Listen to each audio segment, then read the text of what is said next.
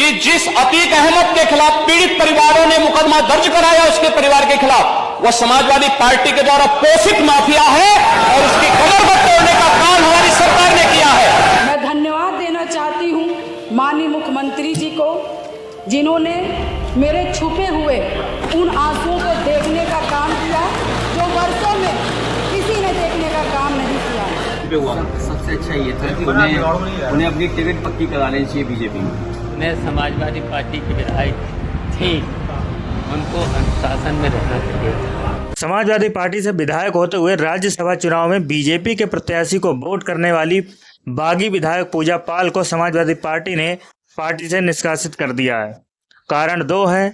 पहला, समाजवादी पार्टी के प्रत्याशी के खिलाफ क्रॉस वोटिंग करना, और तात्कालिक कारण यह है कि विधानसभा के अंदर उन्होंने मुख्यमंत्री योगी आदित्यनाथ की कुछ ज्यादा ही तारीफ कर दी। मैं धन्यवाद देना चाहती हूँ माननीय मुख्यमंत्री जी को, जिन्होंने मेरे छुपे हुए उन आंसुओं को देखने का काम किया जो वर्षों में किसी ने देखने का काम नहीं किया। मेरा दुख, मेरा तकलीफ माननीय मुख्यमंत्री जी ने देखने का काम किया और सही मायने में मुझे न्याय दिलाने का और देने का काम किया। मैं धन्यवाद देना चाहती हूँ ऐसे मुख्यमंत्री जी का, जिन्होंने जीरो टॉलरेंस ला करके, पॉलिसी को ला करके, अपना करके अपराध और माफिया अतीक अहमद जैसे अपराधियों को मट्टी में मिलाने का काम किया। और अब पूजा पाल ने समाजवादी पार्टी के पीडीए पर ही सवाल खड़े कर दिए हैं। पूजा पाल ये कहती हुई दिखाई दे रहे हैं कि मैं भी पीडीए समाज से आती हूँ, अगर समाजवादी पार्टी पीडीए के साथ है तो मुझे पार्टी से बाहर क्यों निकाल दिया। तो सबसे पहला सवाल तो पूजा पाल से ही किया जाना चाहिए कि वो अगर पीडीए से आती हैं तो उन्होंने पीडीए का वोट लेकर के पीडीए के खिलाफ राज्यसभा चुनाव में बीजेपी के प्रत्याशी को वोट क्यों दिया।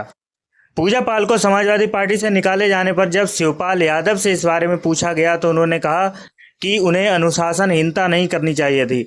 समाजवादी पार्टी ने उनको टिकट दी, उनको जिताने का काम किया, उनकी मदद की, समाजवादी पार्टी के नेताओं से उनकी मदद करवाई, और जब वो समाजवादी पार्टी के सिंबल पर विधायक बन गई तो उन्होंने अनुशासनहीनता करके ही समाजवादी पार्टी के खिलाफ बयान दिए।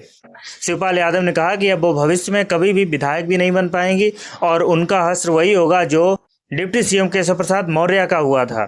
समाजवादी पार्टी के चुनाव के साइकिल से जीती थी, उनको अनुशासन में रहना चाहिए था। और हम बता रहे कि अब जो केशव मौर्य का जो हल हुआ था कौशाम्बी में, न तो पार्लियामेंट का चुनाव हारे, उसके बाद विधायक का चुनाव हारे, वही हाल इनका होगा, कहीं से विधायक भी नहीं। वही अखिलेश यादव ने भी पूजा पाल पर निशाना साधते हुए कहा कि अगर उन्हें मुख्यमंत्री योगी आदित्यनाथ इतने ज़्यादा ही पसंद आ रहे हैं, उनका काम इतना ज़्यादा ही पसंद आ रहा है, तो उन्हें 2022 के अंदर ही बीजेपी से टिकट ले लेनी चाहिए थी, तो समाजवादी पार्टी को उन्हें टिकट देने की ज़रूरत महसूस ही नहीं होती। उन्होंने कहा कि उम्मीद है कि वो बीजेपी से अब की बार टिकट ले आएंगी। इसके साथ ही उन्होंने मुख्यमंत्री योगी आदित्यनाथ पर भी निशाना साधा। उन्होंने कहा कि मुख्यमंत्री योगी आदित्यनाथ भी बीजेपी के सदस्य नहीं हैं, वो तो सिर्फ चुनाव लड़ने के लिए ही बीजेपी के सदस्य बनते हैं। सबसे अच्छा ये था कि उन्हें अपनी टिकट पक्की करा लेनी चाहिए बीजेपी में। उन्हें अपनी टिकट पक्की कराने, मुझे उम्मीद है, हालांकि हमारे मुख्यमंत्री जी बीजेपी के सदस्य केवल चुनाव के लिए बनते हैं, याद रखना आपको।